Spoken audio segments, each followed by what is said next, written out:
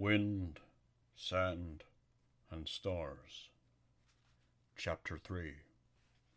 The Tool.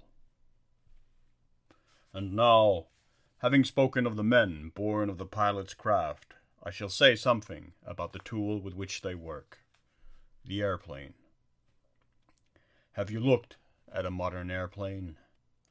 Have you followed from year to year the evolution of its lines? Have you ever thought not only about the airplane, but about whatever man builds, that all of man's industrial efforts, all his computations and calculations, all the nights spent over working draughts and blueprints, invariably culminate in the production of a thing whose sole and guiding principle is the ultimate principle of simplicity?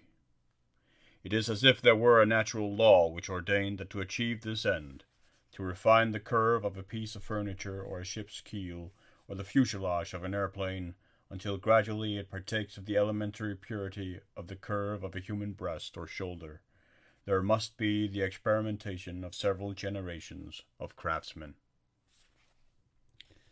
If in anything at all, perfection is finally attained, not when there is no longer anything to add, but when there is no longer anything to take away, when a body has been stripped down to its nakedness.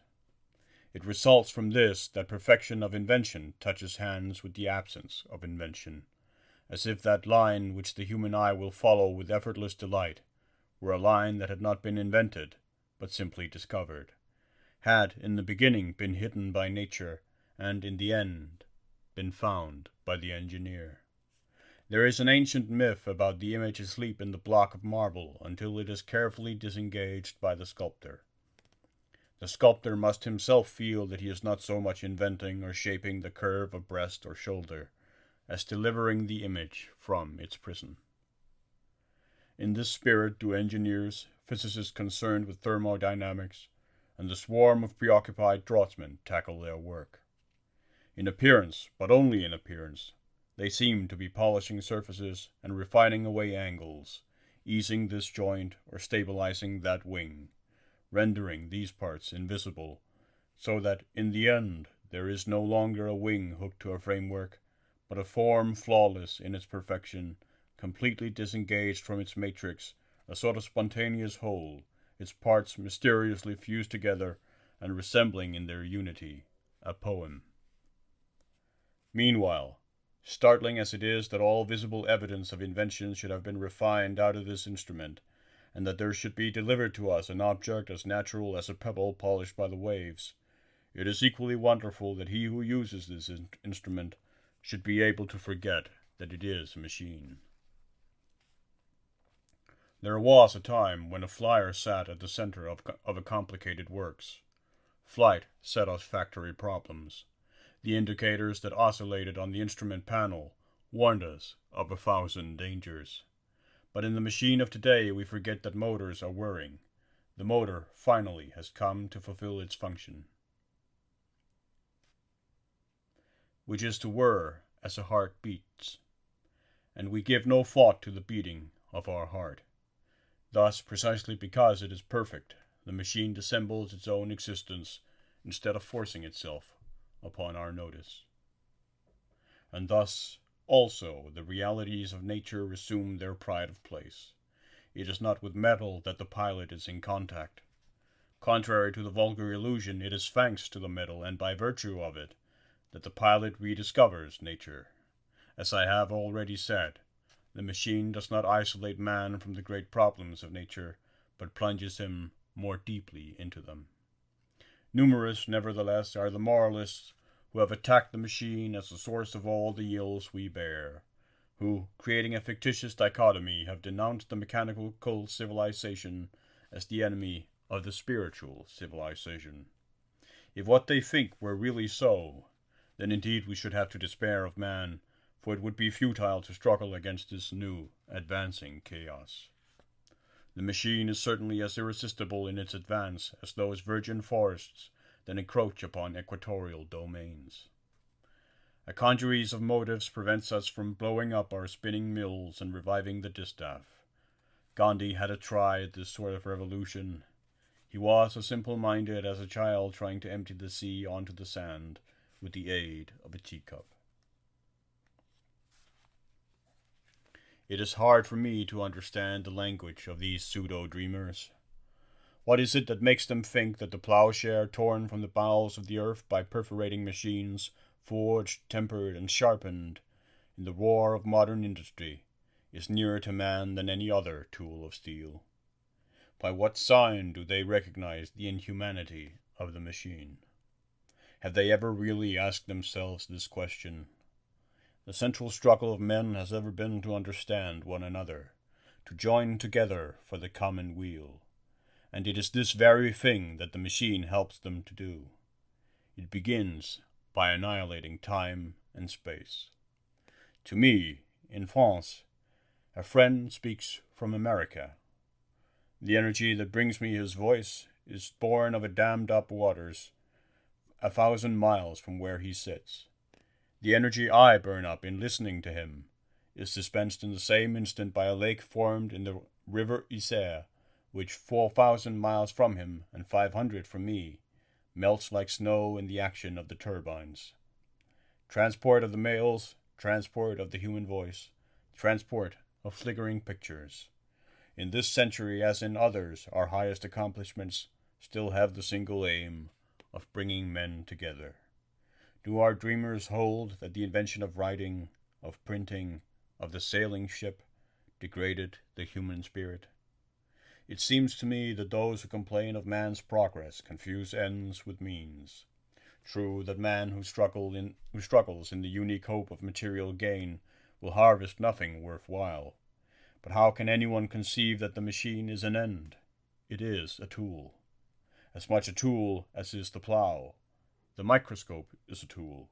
What disservice do we do the life of the spirit when we analyze the universe through a tool created by the science of optics, or seek to bring together those who love one another and are parted in space? Agreed, my dreamers will say. But explain to us why it is that a decline in human values has accompanied the rise of the machine. Oh, I miss the village with its crafts and its folk songs as much as they do. The town fed by Hollywood seems to me too impoverished despite its electric street lamps.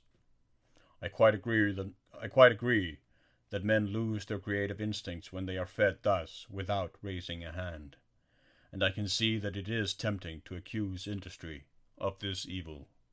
But we lack perspective for the judgment of transformations that go so deep. What are the 100 years of the history of the machine compared with the 200,000 years of the history of man? It was only yesterday that we began to pitch our camp in this country of laboratories and power stations, that we took possession of this still unfinished house we live in. Everything round us is new and different. Our concerns, our working habits, our relations with one another. Our very psychology has been shaken to its foundation, to its most secret recesses. Our notions of separation, absence, distance, return, are reflections of a new set of realities, though the words themselves remain unchanged. To grasp the meaning of the world of today, we use a language created to express the world of yesterday. The life of the past seems to us nearer our true natures, but only for the reason that it is nearer our language. Every step on the road of progress takes us farther from habits which, as the life of man goes, we had only recently begun to acquire. We are in truth immigrants, who have not yet founded our homelands. We Europeans have become again young peoples, without tradition or language of our own. We shall have to age somewhat before we are able to write the folk songs of a new epoch. Young barbarians still marveling at our new toys. That is what we are. Why else should we race our planes, give prizes to those who fly highest or fastest? We take no heed to ask ourselves why we race. The race itself is more important than the object. And this holds true of other things than flying. For the colonial soldier who founds an empire, the meaning of life is conquest. He despises the colonist. But was not the very aim of his conquest the settling of this same colonist? In the enthusiasm of our rapid mechanical conquests, we have overlooked some things. We have, perhaps, driven men into the service of the machine, instead of building machinery for the service of man. But could anything be more natural?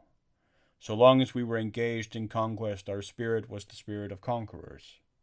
The time has now come when we must be colonists, must make this house habitable, which is still without character. Little by little, the machine will become part of humanity. Read the history of the railways in France, and doubtless elsewhere too. They had all the trouble in the world to tame the people of our villages. The locomotive was an iron monster. Time had to pass before men forgot what it was made of. Mysteriously, life began to run through it, and now it is wrinkled and old. What is it today for the villager except a humble friend who calls every evening at 6? The sailing vessel itself was once a machine, born of the calculations of engineers, yet it does not disturb our philosophers. The sloop took its place in the speech of men. There is a poetry of sailing as old as the world. There have always been seamen in recorded time. The man who assumes that there is an essential difference between the sloop and the airplane lacks historic perspective. Every machine will gradually take on this patina and lose its identity in its function. Air and water, and not machinery, are the concern of the hydroplane pilot about to take off. The motors are running free, and the plane is already plowing the surface of the sea. Under the dizzying whirl of the scythe-like propellers, clusters of silvery water bloom and drown the flotation gear. The element smacks the sides of the hull with a sound like a gong, and the pilot can sense this tumult in the quivering of his body. He feels the ship charging itself with power as from second to second it picks up speed. He feels the development in these 15 tons of matter of a maturity that is about to make flight possible. He closes his hands over the controls, and little by little, in his bare palms, he receives the gift of this power. The metal organs of the controls, progressively as this gift is made him, become the messengers of the power in his hands. And when his power is ripe, then, in a gesture gentler than the culling of a flower, the pilot severs the ship from the water and establishes it in the air.